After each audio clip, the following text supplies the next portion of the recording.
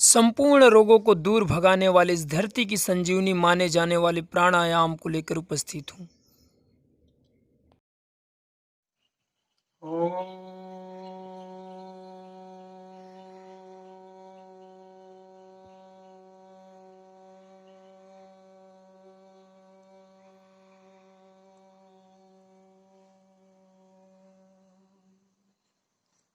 ओम नमस्ते जी।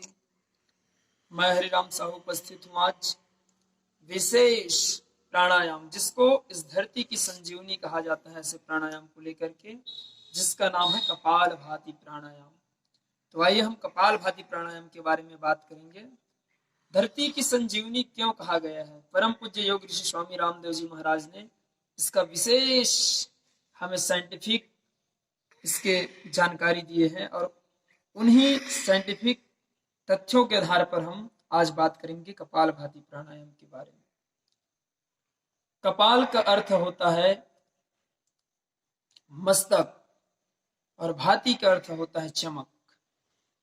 तो कपालभाति करने से हमारे जो आभा मंडल है पूरे दिव्यता की ओर हमको अनुभव भी होगा, बाहर से भी और अंदर से भी। पूरे हमारे जीवन जो है सबल बनता है कपालभाति प्राणायाम से।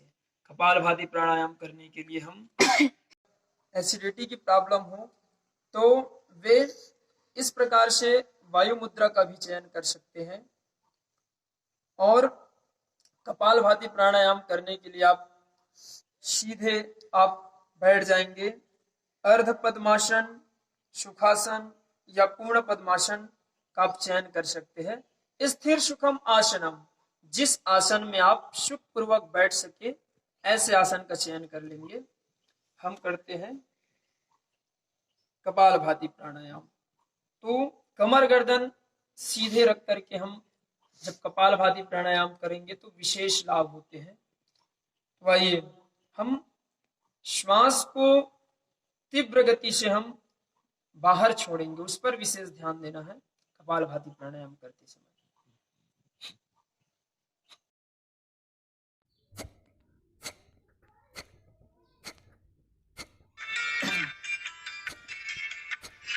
तो कपालभाति प्राणायाम की हम सही विधि सीखेंगे, राइट मेथड।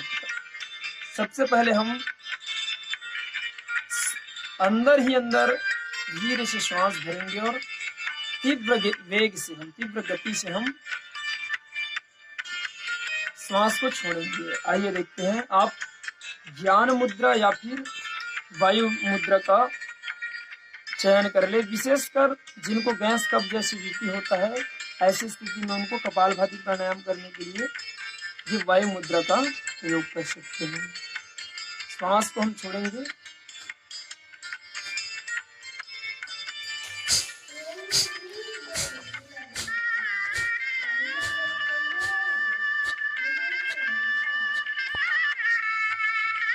एक सेकंड में एक बार यह अभ्यास होता है। जैसे मैं श्वास छोड़ रहा हूं तो हमारी जो पेट है, ये पेट जो है, जैसे हम श्वास छोड़ते हैं तो अंदर की ओर वो खिंचाता है। देखिए मैं हाथ रखकर अपनी नाभि के ऊपर हाथ रखा हूँ। तो मैं कपालभाति प्राणायाम कर रहा हूँ, इसमें देखना स्थिति क्या बनता है।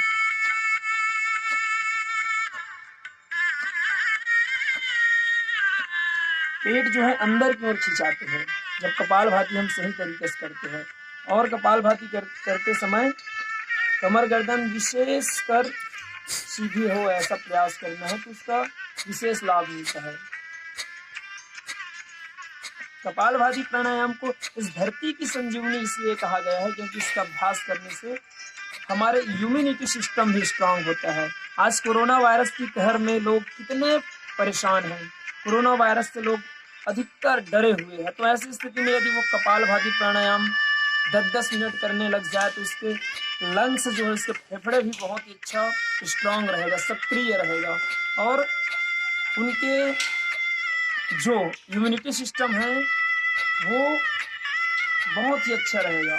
तो रोग प्रतिरोधक क्षमता को आप बढ़ाना चाहते हैं तो कपालभाति प्राणायाम 5 मिनट से लेकर 10 मिनट 15-15 मिनट तक किया जा सकता है इस अभ्यास को। और असाध्य रोगों में आधे आधे घंटे तक इसका अभ्यास करना चाहिए। कपालभाति प्राणायाम करने से ऊर्जावान बनते हैं, एनर्जी बढ़ता है, आपका जो ब्रह्मचार्य का विशेष पालन है उसमें विशेष सहायक होता है यह कपालभाति प्राणायाम।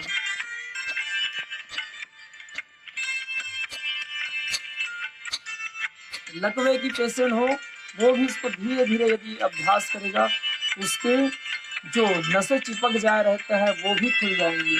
हमने आपको मेरा पहले वीडियो में अनुलोम विलोम में विशेषकर मैं इसके बारे में जानकारी दिया हूँ। तो कपालभाति प्राणायाम के बारे में बताते हैं हम कि कपालभाति प्राणायाम जो है धरती की संजीवनी है, क्योंकि चाहे वो किसी भी प्रकार की बीमारी से पीड़ित रहे व्यक्ति, यदि कपालभाति प्राणायाम को नियम पूर्वक करता है तो इसका विशेष लाभ होता है। जिनके शरीर में कहीं पर भी गांठ बन गया हो तो गांठ इस कपालभाति प्राणायाम को करने से ठीक हो जाते हैं।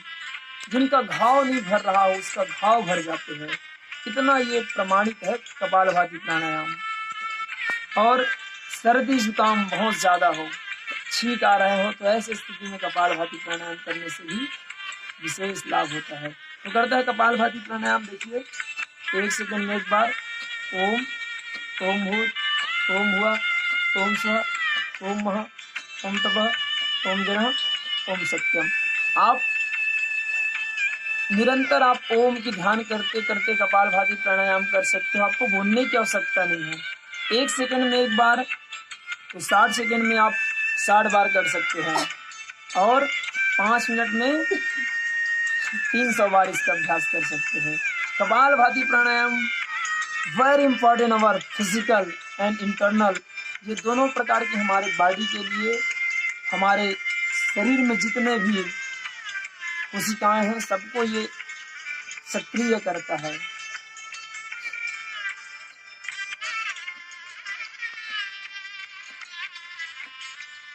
जिनके शरीर में निराशा आ गए है वो उनके अंदर एक ऊर्जा का संचार हो जाता है इस कपालभाति प्राणायाम को करने से।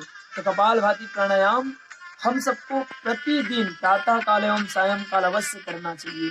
और जो रोगी है उनके लिए तो ये बहुत ही चिकित्सा पद्धति है। यह जो है कपालभाति प्राणायाम 5 मिनट में आप 300 बार बिल्कुल इनको कर सकते हैं और 10 मिनट में आप इसको आप कपालभाति प्राणायाम को निरंतर करोगे 10 मिनट 15 मिनट ऐसे 300 बार 900 बार 600 बार ऐसे आप आवृत्ति को बढ़ाते जाएंगे। कपालभाति प्राणायाम को किनको नहीं करना चाहिए अब बात करते हैं।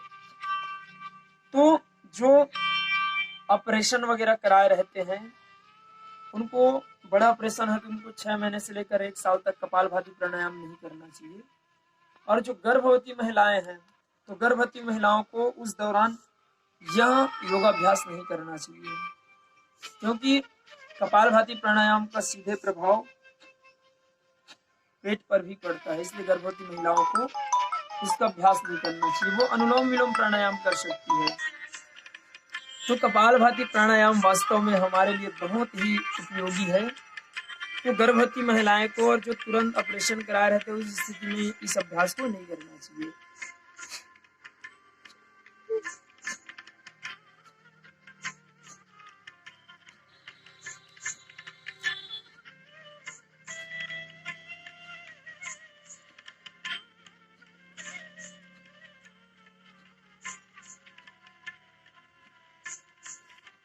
सारे रोगों का एक ही उपचार है, यह है कपालभाति प्राणायाम।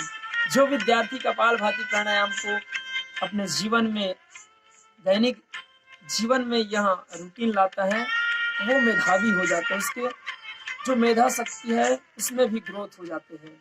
तो यह कपालभाति वास्तव में विद्यार्थियों को भी विशेष कर करना चाहिए और 5 से 6 साल की बच्चे से लेकर के आपके जीवन काल तक इस अभ्यास को करना चाहिए। तो जो आजकल क्या है, जो युवा भी है वो युवा अवस्था में भी वृद्ध अवस्था को प्राप्त कर लेते हैं, क्योंकि भौतिकवादिता और ये दुर्विचार दुर्भावनाएं जो है युवाओं के अंदर यदि ये लिप्त हैं तो उन स्थिति में वो हताश हो जाते हैं, निराशावादी हो जाते हैं और कहीं ना कहीं